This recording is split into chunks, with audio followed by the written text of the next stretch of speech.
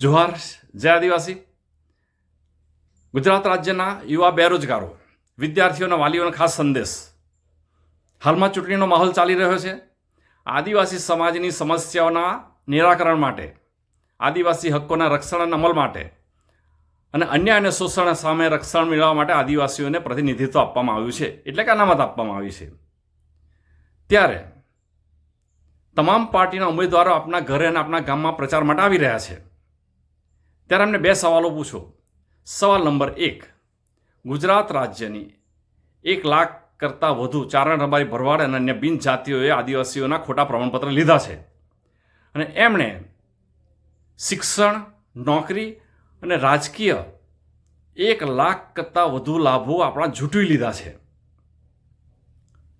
એમને દૂર કરવા માટે તમે અને તમારી પાર્ટી શું કરશે? મુદ્દા નંબર 2, વર્ગ 3ની ભરતીની પરીક્ષામાં પસંદગીનું ધોરણ 40% રાખવામાં આવ્યું છે, જેમાં આદિવાસીઓને કોઈ છૂટછાટ આપવામાં આવી નથી. એના કારણે છેલ્લા 2 વર્ષમાં 1800 જેટલી આદિવાસીઓની સીટો ખાલી ગઈ છે. હાલમાં ગ્રામ સેવકની ભરતી આવી રહી છે, તેમાં પણ 40% કટ ઓફ માર્ક છે, જે બિલકુલ ગેરબંધારણીય છે. ત્યારે ન્યાય આપવા માટે તમે અને તમારી પાર્ટી શું કરશો? જાહેરમાં જવાબ આપવા માટે વિનંતી. જોહાર, જય આદિવાસી.